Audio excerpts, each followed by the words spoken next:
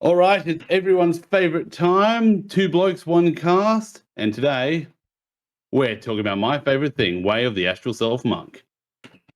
All right, Luke, step back. Let me get up on this soapbox. Let me sing you a song, the Song of the Sea. You got Bird's this. Eye, Fish Fingers. I got this. So before we even start talking about Way of the Astral Self Monk, just a quick reminder.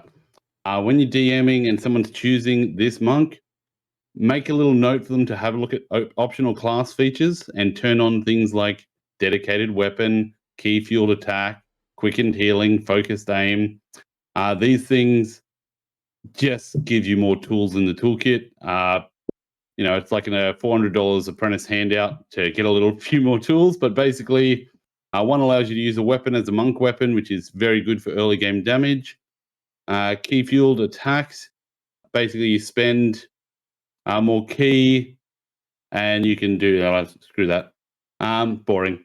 Quickened healing, you can get hit points back, which can also be good if you take a dwarf and go Dwarven Fortitude as a feat, because you get to get maximum hit points and stuff. Yep. And focused aim, basically you spend 1 to 3 key points and you get an extra 2 to hit for each key point you spend. So if you miss by 1, spend 1 key point and you just hit. So fantastic little features that you can add on. Let's get onto the Way of the Astral Self.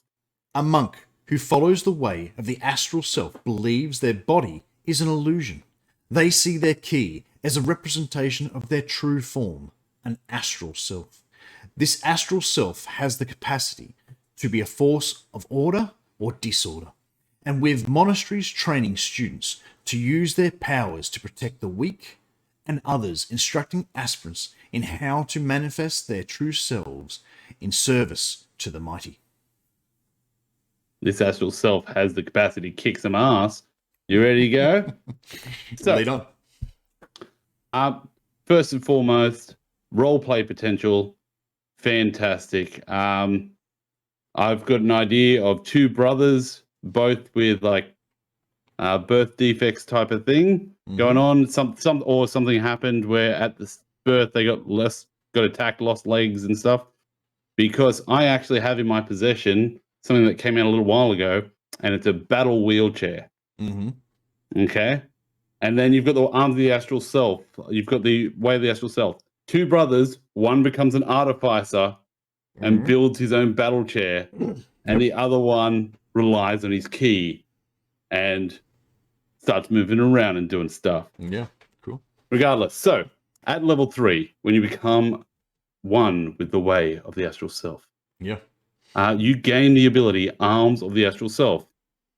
You use the key point as a bonus action, and you summon your astral arms. On the campaign we played last Thursday, mine were massive bat wings with hooks on the end, and basically would wrap into someone and start grappling them. These, with the key point, burst out. Any creature within 10 feet of you, of your choice, which I'd prefer to knock everyone, but must succeed a dexterity save or take force damage equal to 2 rolls of your martial arts die, which was D10 for me, which that's lovely. It is force damage, so not much resistance to that. My only issue with this thing is I think there should have been a knockback ability as well, because I love the idea of creatures being around you and then bursting out. Yeah, I was thinking as soon as you started reading, I was waiting for it. Yeah, that's exactly what I do. So when you get your astral arms out, you then get the ability to use your wisdom modifier in place of your strength modifier when making strength checks and saves. So, hey, someone tries to knock you over, spectral arm, Doc Ock style, grabs onto the wall and secures you. Holds you up. No. Yep. No, sir. You go to do an athletics check, you're holding them, hands clasped, and then 2 more arms come around and you all of a sudden have mechanical advantage. Your spectral arms can be used to make unarmed strikes, which then also use your wisdom modifier. So now as a monk, you can use, for your martial arts die, wisdom, dex, or strength to do your damage. When you make an unarmed strike with your arms, you get the reach ability. So it goes out to 10 feet now instead of 5 foot. And all the damage that you deal with these arms is force damage, which once again, not much resistance to. So all up as a level 3 ability, this is fantastic. You just went, if you've got an 18 in wisdom at level 3 somehow, or you rolled it and have 20, you now have one of the most OP builds in the game. You've now got 20 in 2 stats, basically. Yeah, I love this. It sounds really cool, and it reduces the amount of stats a monk has to worry about all the time, which really helps, because monks got to worry about way too many stats to keep themselves competitive against some other classes. You've only got to worry about 1, maybe 2 stats. So I love this. I love that using wisdom, you're feeling where the next attack should land, not trying to punch through or trying to weave through. You're feeling where it should be, and you're putting your fist where it needs to be. Exactly right. Then at level 6, you get Visage of the Astral Self. This is my favorite ability, and you will find out why. So you can either use it as a separate bonus action to bring up your Visage, or you can use an extra key point when you're summoning your arms and summon them both at once for 1 bonus action. So instantly, most creatures that have action economy issues, most subclasses like Warlocks, they need to go, okay, bonus action Hex, bonus action bonus action Hunter's Mark, and it takes turns to build up these bonus action Rage. This one is 1 bonus action, everything's out. It's good. So deployment, amazing. Okay, so if you are incapacitated or die, you will lose this. So it doesn't stay through 0 hit points. Okay, when it comes out, you determine your appearance as either a mask over your face or a full helmet. I went with vampire sort of features come out, elongated ears, fangs, everything comes out when I'm playing my Dampier. So the abilities this gives you is Astral Sight. So Astral Sight is basically Devil's Vision. You go see perfectly in both darkness and magical darkness at 120 feet. Yeah, you see their spirits. Super OP just for a level 6 ability. This also gives you Wisdom of the Spirit, which gives you advantage on Wisdom Insight and Wisdom Charisma. So remembering your insight's already going to be through the roof being a monk, and Charisma, whatever. But the Charisma Intimidation check will come into this. The next ability you get, so that's already 2 abilities that are good. The next ability is when you speak, you can direct your words to a creature of your choice that you can see within 60 feet, so only that creature can hear you. Telepathy, sort of nice. Yeah. But the strongest thing on the whole kit, and this is what I love for roleplay purposes, is karaoke voice. You can amplify your voice so that all creatures within 600 feet can hear you. You pair that with a intimidation check with advantage, and you could stop a war. Everybody run! Don't make me angry! You wouldn't like me when I'm angry. Everyone just goes, okay. So that's pretty, already we're talking OP out the wazoo. So I'm loving this build. Make sure you don't be too mean to your DMs when you do this. Next thing, level 11, you get Body of the Astral Self. This is just an upgrade when you have your body out and your Visage, both of them out. That's called the Body of the Astral Self. It covers you like a suit of armor, connect the arms with the Visage. You determine how it looks once again. With me, I went with the bat theme. And all this gives you is deflect energy. So if you take acid, cold, fire, lightning, or thunder damage, you can use your reaction to deflect it. So the damage is reduced by 1d10 plus your wisdom modifier. I see that as one of the tendrils coming around and just giving you that extra bit of protection, or catching that thing and flicking it away like your other catch arrows abilities.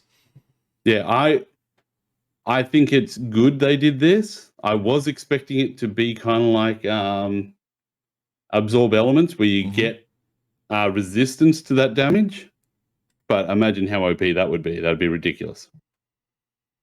So the next one that you get with that same ability is once on each of your turn and you hit a target, you can deal an extra damage equal to your martial arts die. So it's an extra D10 at my stage. Yeah, and on a crit, if you time it right, that could be big.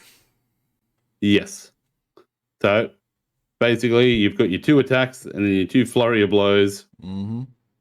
And then an extra d10 for good measure, plus the fact that you've got either 20 dex or 20 wisdom.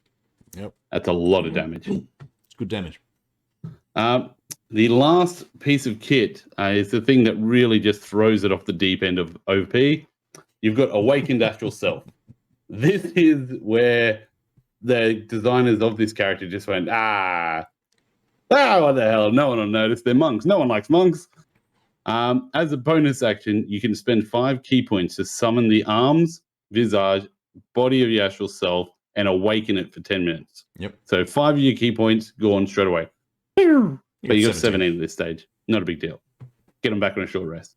When you do this, you get all the abilities we've already talked about. Plus, you get +2 to your armor class, which if you have dex and wisdom at 20, that's already at 20, so it goes up to 22. Yep. And you take a dodge action that takes it up to effective 27. That's a huge armor class for a dodge tank. Then you've got Astral Barrage. Whenever you use extra attack feature to attack twice, you instead attack 3 times if all the attacks are made with your astral arms. Yeah. So this is just laying in with your giant 10-foot reach astral arms. Yep. You now get 5 attacks per turn, which I believe is without using action surge, which you could take because you got three levels to spare on this one. Yeah. Level 20, yeah. You could effectively get 10 attacks for 1 turn with the Astral Self monk. Yeah, that's a lot. I mean, not many campaigns get that high, but yeah, that's definitely cool. It's right up there. I really like the bonus armor class. Monks used to get all that all the way through 13, and I really think they should have more. So I'm a big supporter of that one. +2, I think it comes a little late in the game, but I mean, better late than never, I guess. Well, I like this because basically to get to this point, you've been a absolute force on the battlefield. The way I played this, I got advantage on athletics and getting up to 41 rolls of athletics using Dampier. That's a crazy roll for a level 12 character. Yeah. So your DM will start targeting you. If you manage to survive to level 17 with this character, campaign over. Nice. There isn't much they'll be able to put in front of you that you won't be able to destroy and get away from. But yeah. So what do you like and what don't you like about this, Mitch? I don't like that they limited my perfect monk by not allowing me to have a knockback or a knockdown with the arms of the astral self when it gets summoned. It could have actually been cool if they had that for the awakened astral self. So when you spend those 5 key points, it's like an explosion as everything comes out at once. I would have taken that over a +2 to armor class just for the visual of it. Really? Because I'd have thought if you could have traded it out, instead of doing the damage, if you could just make them do a save versus fall over. You can either damage people or you can make them fall over. Would that be a better way of doing it? Yeah, well, I'm happy with that, but the they do a save anyway before they take damage, and I'm sort of like, well, if I'm hitting them and then making a save, it feels like they should just fall down. Cool. I don't know, but yeah, I'm happy with that. But honestly, when I first read this, I knew what I was doing with it. I don't think I've ever been more upset than when we recorded our first monk video, and I raved for 20 minutes about the grappling monk build. And literally, as we're editing it, this little thing comes up on YouTube, and it's like, Colby Paulson is doing a grappling monk build on D4. I was like, you son of a bitch! But anyways, he's got a great mind and great minds think alike, so that's good. But what I like about the class is that it reduces the amount of stats you need to maintain. It can be very hard maintaining the amount of stats to keep your monk comparable to a lot of others at different times. Considering you've got to worry about wisdom for your saves and things, for your stunning, for all your wisdom, you've got to worry about dex for armor class and potentially your attacks, and or strength as well, depending on how you play. And you've also got to worry about constitution. So you've at least got to play with 3 stats, one way or the other. Whereas other classes can just go like fighter, armor, strength is going to max out, and con's going to be my next one. The rest of the stats I don't care about.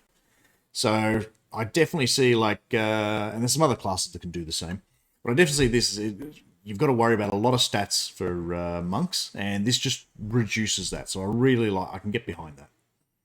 So, Way of the Astral Self monk, I'm going to give it a absolute S+ tier for the monks, and I'm going to give it using those astral arms 20 out of 10 for the score. Just maybe 19. I'll give it 19 out of 10. They could have fixed that one thing. No, I don't think they could have. It's already ridiculous. But no. Character concepts. Oh yeah. Yeah. What do you want? If you were to play this again, I know you talked about. You want to talk about your damn. I want to play Peer King again. I can't stress. I'm just going to say one character concept. Mm-hmm. Play a damn Peer monk, Way of the Astral Self, and every ability you get, theme it as being part of your damn Peer bloodline. Forget the word monk. Forget anything to do with monks, about patience, or your key is just your vampire bloodlust ripping people to pieces. Go on. That's what I want to say. It was fantastic fun to play. I could go so edgelord and try and sell a child and then end up not doing it. But goddamn, do it. Had a good time? What I like about my character concept for this one would be that this character concept brings a lot to it automatically. I don't have to do much to things. It's already sort of stapled. It tells you what you're doing, and I love that. I can totally visualize this coming together. My character concept for this subclass would be to play a smaller, potentially of a frailer type of visually looking creature, and it's the fact that this is just the body or the container. It's the spirit within, which really, as soon as it gets to shine, gets to show everyone what you actually really are. So I'd be thinking something along the lines of potentially a smaller race, or sort of halfling, or potentially something like that. And then as soon as he presents his astral self, he's actually more like a Goliath or something like that. When this little container that you're kept in is not your true self. And I think that really aligns with what the character is. What you actually are is this big hulking thing. And for the development of the character, I wouldn't go that I've particularly fully mastered my my monk ways at low level. I'd say that potentially when I go into this and bring myself out, that I'm overwhelmed with energy, and every neuron in my brain is firing, and I just get into a bit of a hulky rage. And that's something that my character then has to come to terms with and learn to accept it, and how to control the beast within when he does use his powerful abilities, because he's going to be deterred about using it, because it's going to be like, it's so handy, but it causes problems. How do I control the beast within?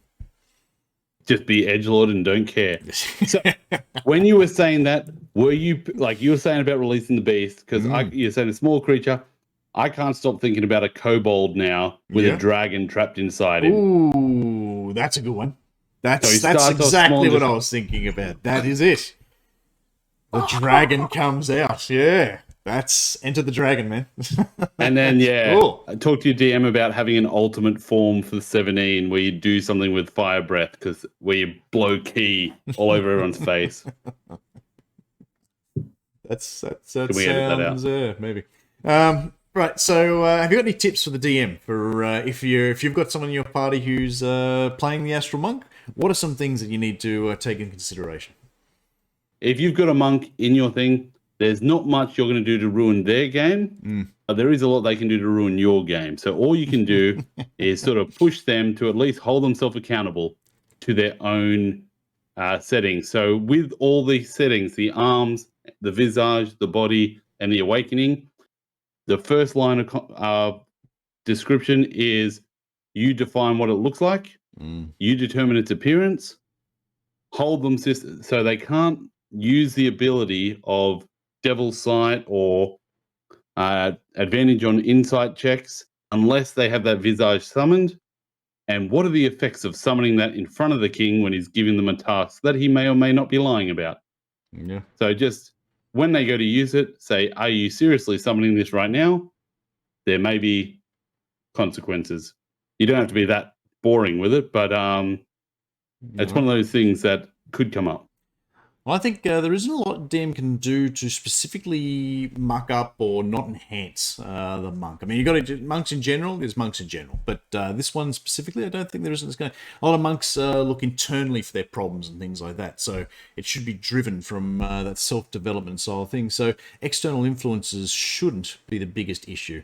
It's just standard. Make sure you give the monk cool things to cartwheel through the air and do. So I've got no specific problems for GMs to a tip for them. Sorry. Good luck at trying to contain this beast. Well, thanks for having a chat with me again, Mitch. This was, of course, Mitch from... oh, you got 2 channels now, Mitch. You want to let us know about your 2 channels? Yeah, just come to Mod Brew on Twitch if you want to come watch some D&D, or go to Among Mates D&D on YouTube, and life's good. Sounds good. All right. Well, I'll catch you next time when we talk about some more D&D. I'll see you tomorrow night while we kill some dragons and stuff. That sounds cool too. All right, see you, man.